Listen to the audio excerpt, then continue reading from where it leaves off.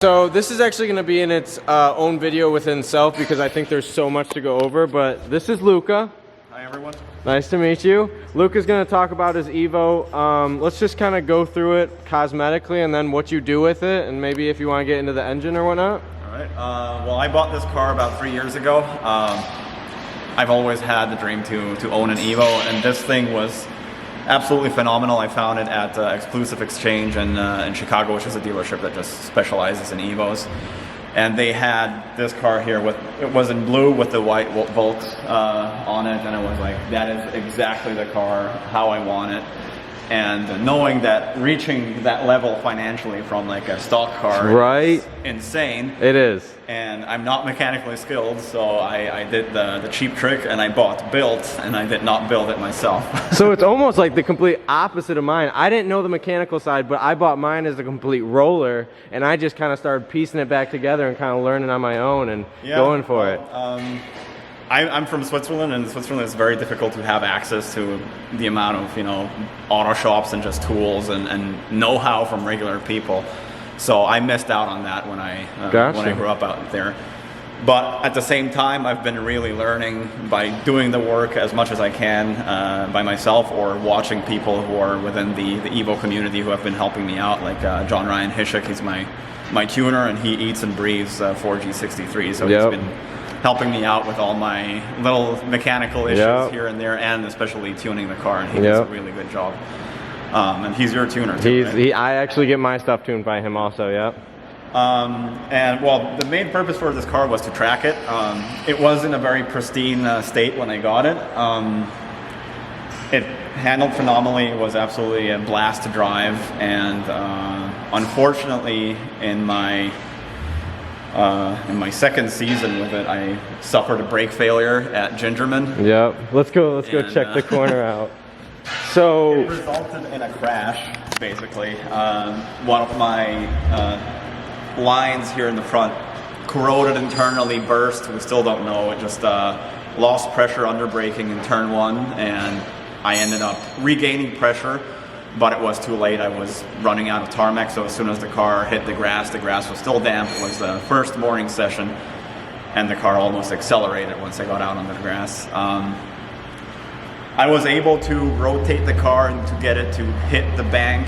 There's a dirt bank far out from turn 1, to hit it at an angle, so the car went up. It didn't like stop violently. It stopped, right. And that basically deflected all the energy from the car. Obviously the front right wheel was gone. Lower control arm was completely bent backwards. So it hit this side of it? It hit this side, Okay. Went up the bank this way. Okay. But frame rail was pretty much straight. Just in front of the motor mount there was a slight kink.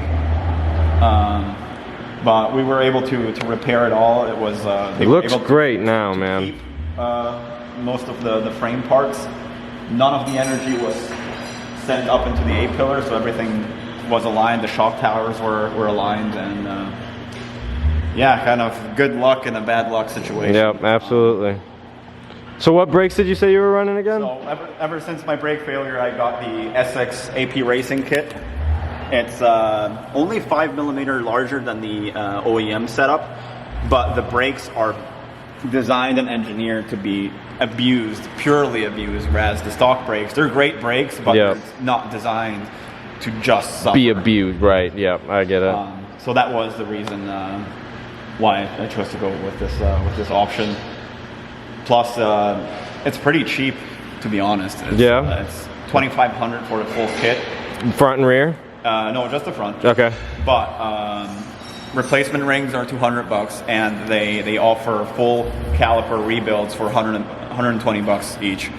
Wow. Which is and that's why I thought. I mean, it's obviously not a cheap setup. It's more of just long-term, cost-effective. Over time, it's cost-effective, right? And it's a properly race-developed brake set. So you started using these last year? Yeah. Okay. Yeah. Okay. Then, while I was at it and the car had lost its pristine factor, I decided, well, at this point I have to cage it. When I was making 450 wheel horsepower at Mid-Ohio, I was hitting well above 150 miles an hour on the back straight. And those sort of speeds without a cage are absolutely ridiculous. So I brought it to TRF, which is one of the best cage builders in Michigan. He's based up in Traverse City. And it was absolutely amazing what he was able to do. So point out a few of the highlights. Which, one of my favorite things, I don't know if you, like, if this is a highlight for you, Luca, but it being welded to the chassis right there is huge for me. They did not use any gussets because they went so close to the actual frame. That's so cool. And also in the rear, just a regular 6-point with a couple more X-frames. So I'm guessing you noticed a huge drivability change with this. Yeah, it's definitely much stiffer and cornering better or just fast? Just the stiffness when you go over, like when my driveway is relatively steep, so I have to get in on an angle. Right. Previously, it all 4 tires would stay on the ground, whereas now it lifts up. Really? It goes bump bump and it drops back down. But the most impressive thing about this cage is how fast they did it. Yeah, turnaround time was 1 week. That's ridiculous. I dropped it off on a Saturday, and I picked it up the next Saturday. That's unheard of. Exactly. Well, they have a very clear scheduling system, and that's what I loved. It was by far the most amazing auto shop or auto-related, purchasing experience I've ever had. Because usually there's always like at least 2 weeks of buffer between. Right. We'll have it ready by then, and then it's not. Whereas this was absolutely phenomenal. So another thing I find really interesting about this car is the trunk. Can we show them the trunk? Because you have like a bracing system that you have that I remember. He's obviously beat me with the JDM bumper. Everyone does. So is this common, Luca? This came with the car when I bought it. Okay. And, I just decided to keep it. Yeah, no, I agree. Even with the cage, it's slightly overkill, but it, in case of impact in the rear or anything, it just stiffens up everything. That's absolutely true. And plus you went with the rear. Will probably help if I ever go with chassis mount wing instead of a trunk mount. What, you think you'd mount it right to it? There could be a possibility, or in any case, if you're using this part of the car, it's directly linked to the shock tower, so you're just adding some more stiff linkage. Right. Really cool. Really cool. And then I guess since we see this, suspension's huge for you. Suspension, yeah, that was a big upgrade. Since I run in street mod, I am limited to 2-way adjustable coilovers, and I was able to score these Reinharte coilovers from Brent Schneekloth and all the way over in where is it? South Dakota, I believe. Really? Yep. And he did a lot of autocross and just track stuff, so they were already pretty well set up. They're do you know spring rates and little adjustments? Yeah, they're 800 in the front and 1,000 in the rear. Okay. Yep. Okay. So not terribly bouncy. That's pretty soft. On regular roads, it's very harsh. Yeah. But on the track, it actually still has a lot of body roll. It's a very smooth ride on track. Awesome. Anything else you want to talk about, Luca? You want to get to the engine? We can get to the engine. All right. Your Sparco seat looks really nice. Just installed this guy. The new steering wheel? Yeah. Just a Sparco. I love the matching. Oh, the harnesses. Oh yeah. Well, as a designer, I'm trying as hard as I can to make the car still look good. Even though certain aspects have to be. Well, I think you definitely got that, Luca. I love the blue. The blue was a must-have for you, right, when you got it? It's just one of my favorite colors for cars. Definitely. Not the. So, built engine, stock engine? It's a stock engine. Okay. It has stage 1 GMC cams. The exhaust manifold is from the archives of 4G63 DSM. It's a half-fit manifold, and it was really difficult to find out what it was. It's cast. Looks really strong. It's cast, yeah. Wow. Despite being cast, it still had some cracks, but who knows how old this is. That's exactly why I went to the FP setup to get a cast manifold. Yeah, no, it's definitely worth it. I mean, the other ones look great, but most of them are also really space. They don't use space well. Right, especially because you can run a full radiator. Exactly. That's kind of impressive. Very problematic. This is still a stock location turbo setup. It's Garrett T3. Used to be a 50 trim. Now it's a bit of a Frankenstein since I had it rebuilt. It's a really old turbo, so what we did is we went with modern aero, and we went with a larger billet wheel and compressor wheel. So the housing is still the same, but the internals are slightly bigger. Right. But by being billet and having modern aero sculpted, I haven't lost any efficiency, so it still spools at the same RPMs as it did before. Awesome. And then the rest is how I bought the car. It came with the AMS intake, the full-blown 70 mil throttle body. What injectors? Well, the injectors I upgraded. I'm on ID 1700s. And then the pump?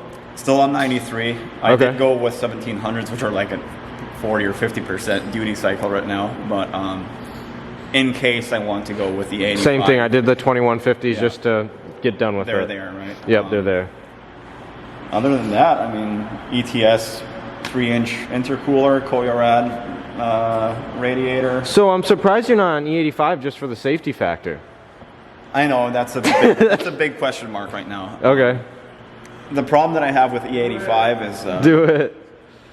Already on 93, I'll go through 2 tanks in a day at the racetrack. And with E85, it would be much worse. 1,000%. Yeah, because how many events do you actually do a year? For Grid Life 4, this year 5, because one of the events that got canceled last year is going to be in this year. Be this year. Right on. But yeah, I mean, obviously I'm trying to balance cost, time, work. This stuff is expensive. Yeah, it's an expensive hobby, but it is. It's something that I want to do now in my life, and not when I'm like 40. I get it. Yeah, absolutely. Right now I'm still let's see it. At my prime, I would like to say, where I can slot in behind a faster driver and really learn, because that's how I learn most of my mimicking sports, is just by following faster and better people. Yep. Some of my friends have told me that I was getting into time attack a little bit too early. Really? And to continue doing HPDE, but I was like, in HPDE, I'm just getting frustrated. Even in advanced groups, there's always there's always the one who thinks that he should be in advanced but shouldn't. And I wasn't learning anything there. Gotcha. Or I was hitting a limit. No, I understand. Things get a little, I don't want to say boring, but boring when you're just kind of at your limit. Whereas in time attack, you're against people like Jackie Ding, or in the Evo world, you have Sean Krebsbach, who's absolutely killing everyone on a car that's what now? Absolutely. 20 years old, this platform. Right. So, if you get to slot in behind people like that, and you see where their turn-in is, where their braking points are, what lines they're doing, it helps so much more. And you just progress. Yep. That curve just keeps on going. Which is a really good feeling, and not being stuck in HPDE. Exactly. Yeah, I get it. And in the end, time attack is like HPDE. It's just timed. They're still, and that's what's nice about it. It's still very respectful. Everyone's looking, when they're taking cool down laps, they're looking if somebody's coming up behind them, they get off the racing line. So you're not really wheel-to-wheel racing or anything. It's just a very respectful environment where people can really push each other. Yeah, I completely agree. What's your driving background? I had a Mini John Cooper works. A Mini John. Yeah. I did a couple of track days in the UK, and that thing is still, I love this car, but the Mini John Cooper works. Straight out of it was the 2-liter 4-cylinder turbo, 1.8 liter maybe. Bone stock. And just fun to drive. Absolutely amazing. It made about 210 horsepower, and it's it's that sort of horsepower. Plus the roads there are fun. Here it's just straight and boring. So that's why you want 1 million horsepower. Right. But the British B roads are tight, and you don't want to be driving anything bigger than a Mini realistically. And you just have that feeling of pedal to the metal. Yep. And I think that's the best feeling in the world in a car. Makes it more enjoyable. If you have anything over 350 horsepower, that feeling goes away. Yep. Because then you get it.